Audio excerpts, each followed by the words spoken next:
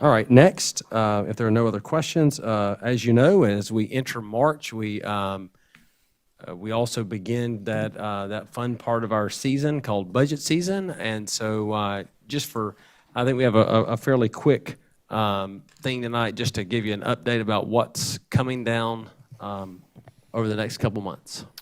Thank you, Dr. Little. Members of the board, yes, I will be brief this evening as we'll get much further into the budget conversations over the next few months. But I did want to kind of lay out a schedule for you and just give you an idea of what's going on with the budget. So this time of year, and actually we started a little bit earlier this year than we have in the past, but January, February time frame, we're doing enrollment projections, and we've reviewed those with our principals. We're looking at staffing formulas. Our Human Resource Department, Mr. Stacy and his group have worked really hard to come up with some staffing formulas. And so we're working with schools on those formulas. We're also looking very closely at classroom space. As you know, we're in the middle of a building program. And so sometimes we need an additional teacher, and we have to get creative about where that classroom space can occur. So we're working through those issues. And as an SLT, senior leadership team, we're discussing the major budget priorities that we see coming forward for this year. Now into March, our schools and departments are working on their budgets, and we will begin reviewing those as a senior leadership team and preparing budget recommendations for the board to review. We in our finance department continue to monitor the budget process at the state level and work to project revenue not only from the state but also from our local county revenue. You may be following some of that now, and you've seen that base student cost is anticipated to go up about $11, but there are some strings attached to that. The board is required to pass a policy that restricts the use of personal communication devices in a classroom if they're not deemed for classroom use, i.e. a cell phone.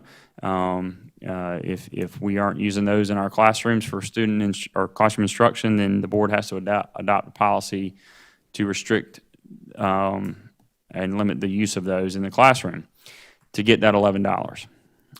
It is currently tied to an anti-bullying proviso as part of the budget process. So, yes, ma'am. And Mr. Salters, just to clarify, the base student cost increase is what covers the district's costs for step increases for staff, right? That's part of it, yes. Yep. So those increases are important, and $11 is insufficient, but tied to phone use is probably not an appropriate restriction. It is a unique situation. I don't think we've seen these kind of limitations before related to that. And so, and we've had some conversations. The cell phone policy in our district has been revised numerous times over the years and evolved numerous times over the years. So it's an interesting connection that's being made.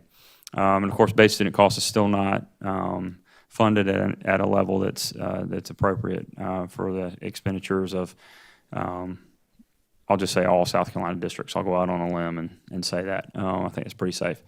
Obviously, also we're monitoring the allowable millage limit increases. You're familiar with Act 388. The Office of Revenue and Fiscal Affairs will set that millage increase here at the end of this month, most likely. That's based on CPI, Consumer Price Index, and then your local growth percentage within your district. And so that basically sets the number of mills that a board can increase or levy on debt service and on 6% and 10% property owners. It does not affect homeowners because you do not pay property taxes for school operations in South Carolina. And so moving forward to April, we're going to have our first reading of the budget. That is at the April 21st regularly scheduled board meeting. And so We have in the past had like a separate budget work session, but we've brought those two meetings together and do it on the regularly scheduled meeting, hoping that, folks will be used to us meeting on that day and our attendance will be good for that first reading. May would be our second reading on the regularly scheduled meeting on the 19th. And then third reading, right now is scheduled for June 16th. That's your regularly scheduled board meeting. I'll just go ahead and tell you that's a little bit early. The state legislature tends to not have things finalized by that point. So we may have to come back for a third reading at some point later in June. And so we'll monitor that very closely and keep you informed as we go forward with that.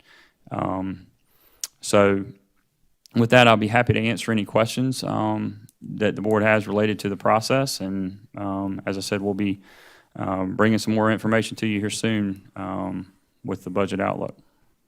Has the county auditor given us a feel for the growth of our tax base in Lexington 1? Has Chris weighed in on that? What's it looking like? So the county assessments are actually, the growth is there in our community, obviously, but the revenue picture is not really increasing as fast as we would hope that it would. Okay. And so we just got some preliminary numbers from them on actually yesterday. And so we're working through those and having some conversations back with them. They're not exactly as high as we would have expected. We had a decent lift last year before, right? There was a bump one of those years which helped us. Yeah. Right. How often do you get those reports from Lexington County? The county, Yeah. we usually get, we get payments from them, obviously, on a regular basis, but we get, this time of year, we'll get one in February, one in March, and then maybe another one in April. And that kind of gives us a picture of, what the tax outlook looks like, the collection outlook looks like. I'm just curious, always want to ask about your office's conversations about impact fees. At the School Board Association meeting a couple weeks ago, in the budget school finance presentation, one of the presenters was the CFO from Fort Mill. And they were the first in the state to kind of forage ahead with the impact fees, and they were, as expected, sued by Manufacturers Association, a couple of groups. And as far as I understand, they recently prevailed, at least at the first level. And they reported out that through the first year, they had netted like $23.5 million through the impact fees, that it was proving to be extremely successful. Is there any thought about talking about that with the board? And So there is some interest at the county level, at the town level, and obviously when we would support some work with that. What I will tell you is that impact fees have very strict guidelines through the state, and so you can't just levy an impact fee in general and just say anybody moving in has to pay $5,000 or whatever, pick a number. You have to have a targeted area and a targeted project that impact fee can be used for. So for example, if you knew a large development was about to occur in a certain area, and you could potentially structure an impact fee for that development area, and then you might be able to use that impact fee money to then pay for a portion of the road infrastructure related to that, as an example. So it takes some pretty close coordination with the school district, the county, possibly the town as well.